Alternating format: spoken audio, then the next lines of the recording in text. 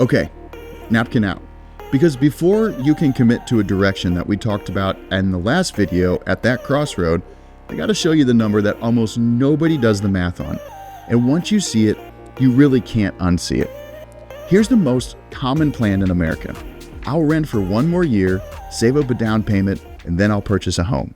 And that sounds responsible, right? It feels smart. But have you actually ran the numbers on it? Let's actually run those numbers, play out that scenario, and let's see what it looks like. So let's say rent is about $2,000 a month. That's pretty average these days. Over 1 year, that's $24,000. I want you to really sit with that number and understand, where does that money really go? It goes to your landlord.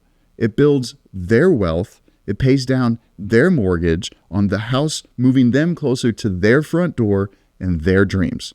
You will never see a single dollar of that again. And it builds exactly zero wealth.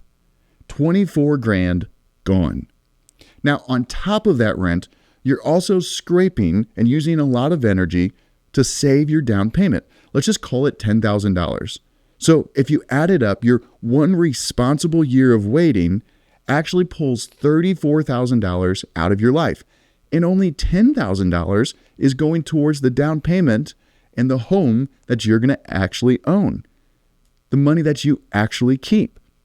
What about the other $24,000? It vanished into somebody else's house, your landlord's. All right, so let's drive the other road. What if that same $10,000, instead of sitting in a savings account while you rent for a year, went towards a home now, towards your front door, towards your dreams? 2 things are going to happen, and they're both huge. The first one is this. The day you own a home, your monthly payment stops becoming a total loss like when you were renting.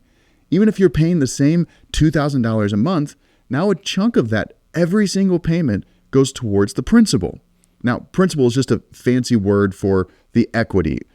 Equity is just a fancy word for money you keep as the value of your house increases. You're not just throwing rent and money into the wind anymore. You're paying yourself.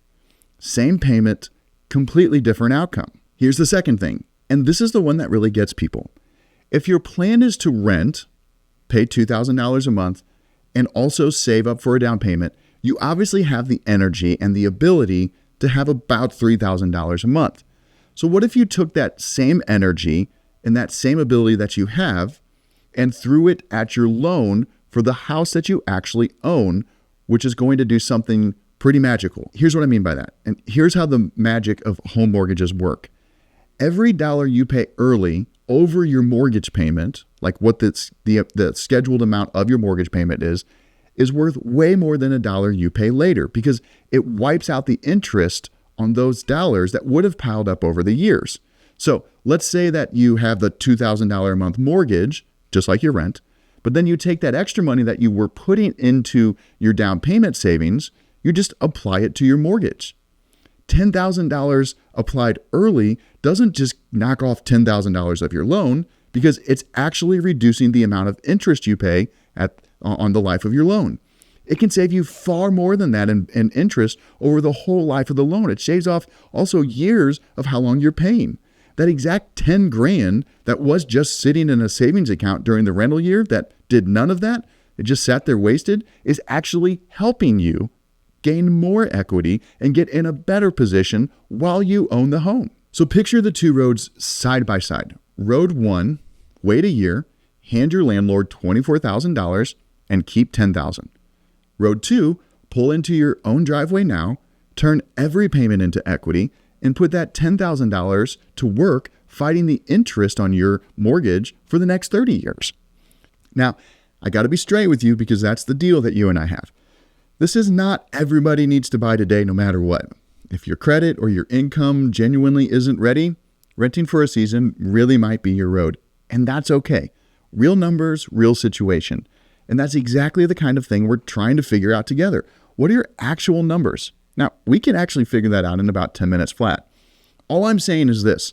Don't let the I need to save a down payment first be a thing that you just assume because you made no plans and Uncle Bob at the 4th of July picnic said that that's what you need to do.